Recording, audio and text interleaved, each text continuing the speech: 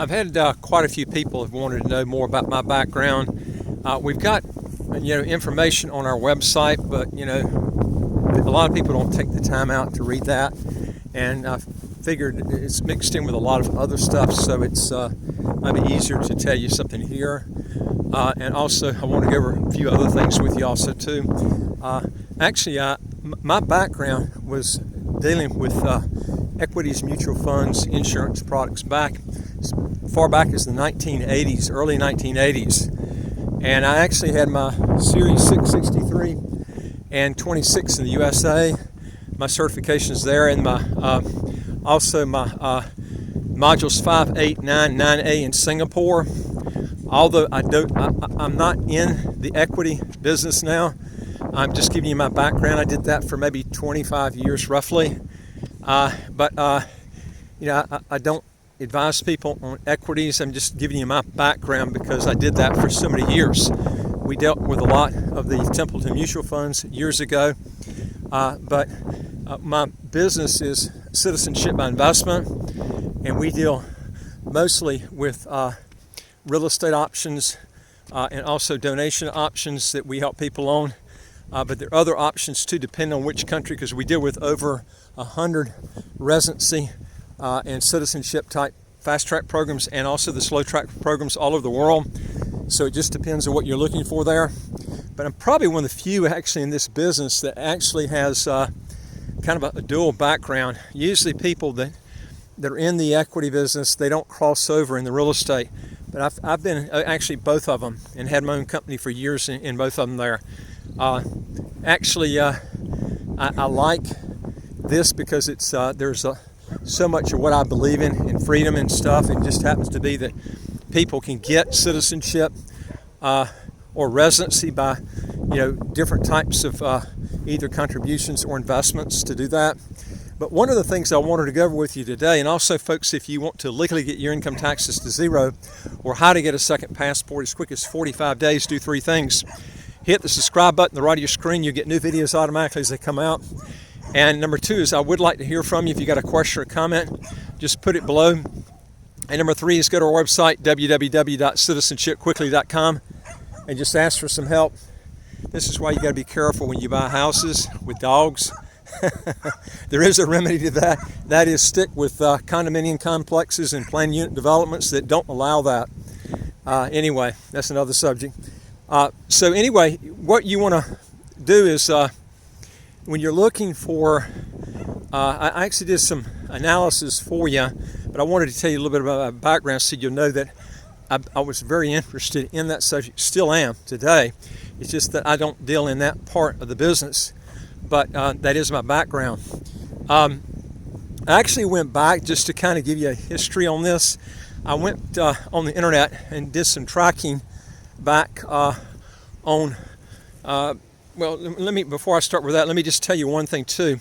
The S&P 500 index, which is a very difficult index to outperform equity wise, about 90% of the fund managers cannot outperform this index, and if they do it over a small period of time, if you try to follow that guy for another 10 years or whatever, as far as the long-term period, they don't do it again. It's very difficult to outperform that index.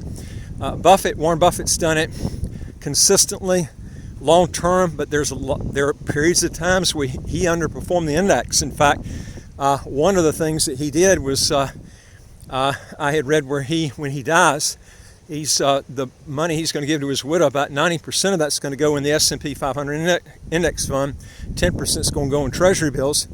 And the reason I think he did that, and I have no doubt, is he knows that very, very difficult to outperform the S&P 500 index.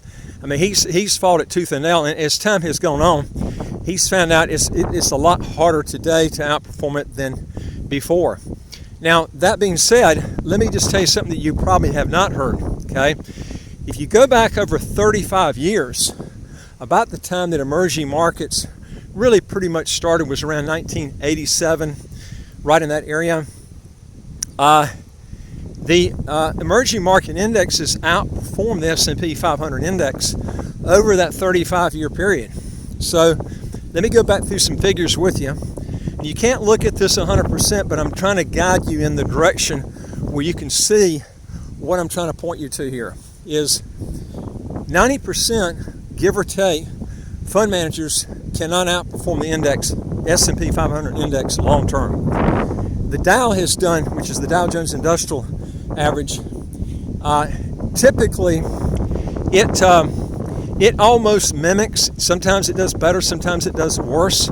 I took a 35-year period and the Dow actually just barely outperformed the S&P 500 index. And this is up to the current date I'm doing for this month, which is in March. I just did it the other day, going back 35 years. So what we're looking at is, try to get away from some of this wind here. What we're looking at is over that 35-year period, the Dow and the S&P 500 did roughly a little over 5% without dividends, okay? Dividends account roughly, give or take, it's going to be, depending on the time period, about an extra 40%. So you're looking at 40% of a little over 5 is roughly 2.5. So you're looking at 5, 6, 7, right around 8%, okay, over that time period. Now, the emerging market index has done, when I looked at it, had done actually over that with the dividends included. But you got to have to remember that the emerging market index, that being said, over 35 years, has done awful over the last 10, 15 years. In fact, if you go back to 2007, we still have not hit that peak that the emerging market index hit in 2007 today. It's still below that peak.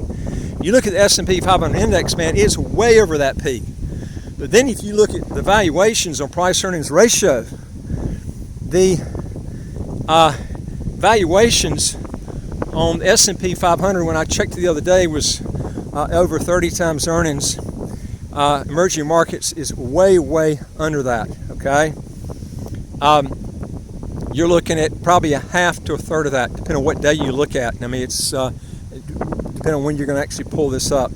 But the reason I'm bringing this out is the fact that equities run usually in sequence with real estate. Okay, and they don't run in perfect sequence. This is what you have to understand. Equities typically do their move first, whether it's going up or down, and real estate follows, okay? Now again, and you can pull this up on the internet. You really should be doing this because I see so many people busting their butt going out and trying to make money. The easiest way is to make your money work for you, whether it's in real estate, equities, or however you're doing it. And what I would tell you is you have to go back and you have to look at valuations. There are other risk factors you got to take in consideration too. Look what happened with Russia. While I'm on the subject too, Russia had the cheapest equities of any major economy in the world, and you've got major oil companies like Gazprom, Rosneft, you've got Cyberbank, you've got gee whiz, public service. There's all kinds of companies there that are major companies that literally the banks there have just imploded. I'm talking about, you think the Great Depression's bad. These stocks have dropped like 99%. Great Depression, the market dropped about 80-85% from the high to the low. We're looking at these stocks are only selling for a few pennies. And one of the reasons probably is because of the markets were closed. The only thing you could do was to sell out. And they literally closed any sort of buying for several days. All you could do was to sell. Of course, if you only have sellers and you don't have any buyers, it's going to go down to nothing. And that's basically what's happened here. And now both markets, even in the U.S. or the London Stock Exchange, if you got equities there, you can't even buy those. And now the central bank is actually, the stock exchanges closed there in Russia. So Russia's going to have, I think, my whole thing on Russia is when this whole thing's through, it's going to be a friggin' basket case unless these sanctions are lifted. But the reason I'm telling you this is you've got risk factors when you're buying equities. One thing about real estate, you don't have that. I mean, I can tell you this, the real estate market in Moscow has imploded, okay?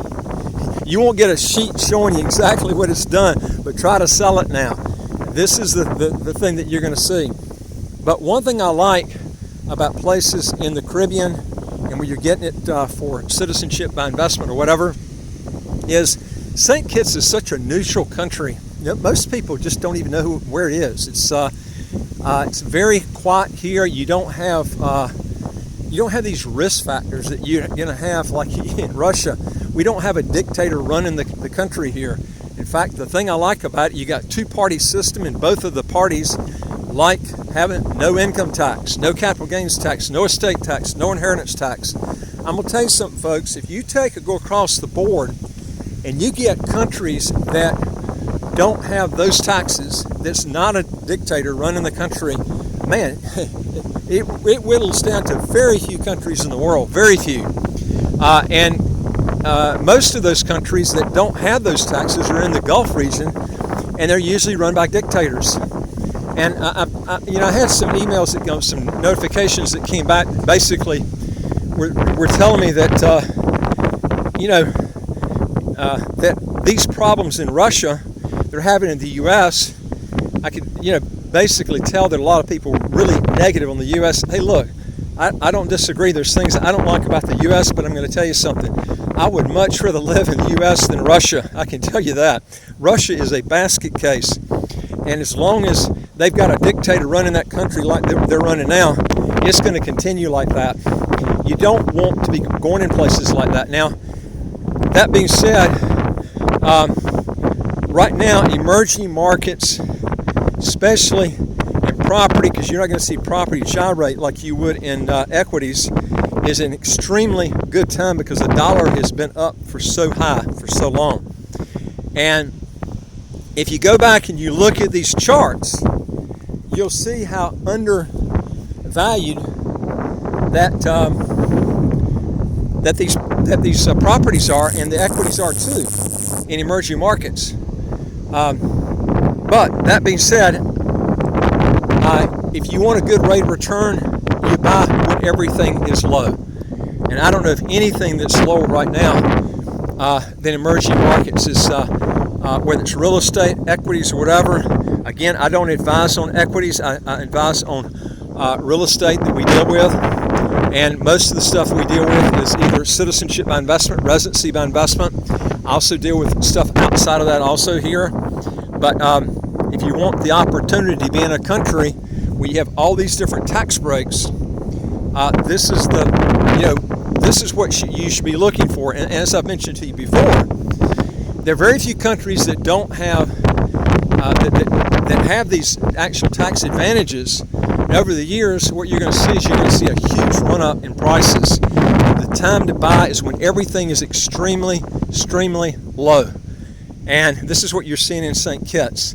As I mentioned to you before, there are prices that people are buying here at in the 40-something US dollars a square foot. That's incredibly cheap. If you check around, you'll see that is it really rock bottom figures. You can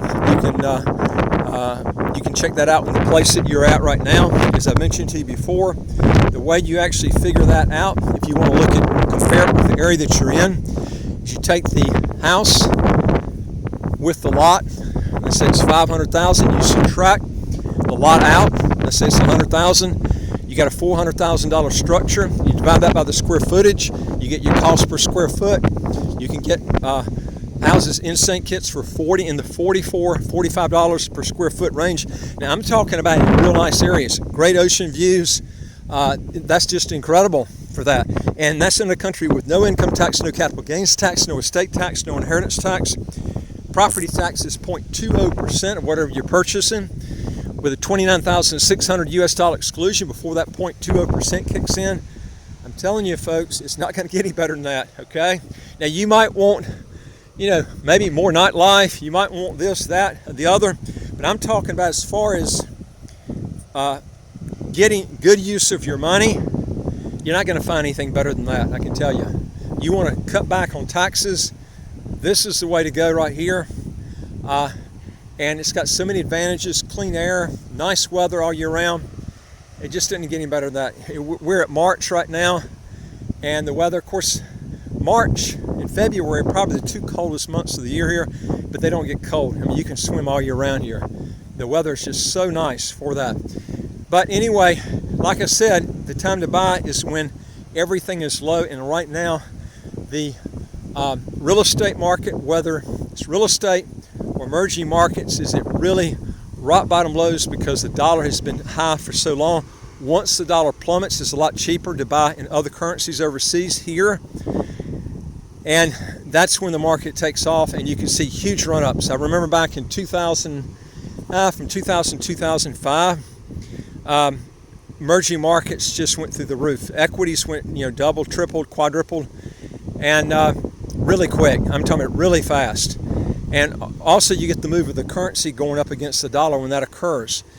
Now, you don't see that if you're buying from the U.S. with U.S. dollars, because the EC dollar is tied to the U.S. At 2.7. So you can get one U.S. dollar equals 2.7 EC dollars. So locals don't see it, people from the U.S. won't see it, but people from Canada and other countries will see a huge increase when the dollar plummets, and for them to buy property. So this is the key time right now, because the emerging markets has been down for so long, and it's a great time to be buying. And like I said, for 35 years it's outperformed. Emerging market equities have outperformed the S&P 500 index, and special advantage here, like I said, no income tax, no capital gains tax, no estate tax, no inheritance tax. I tell you folks, it's this place here, the market is going up quite a bit, but it's going to go through the roof as time goes on, because this is by far the cheapest pure tax haven that I know of in the world. And I look forward to talking to you on the next video. Take care.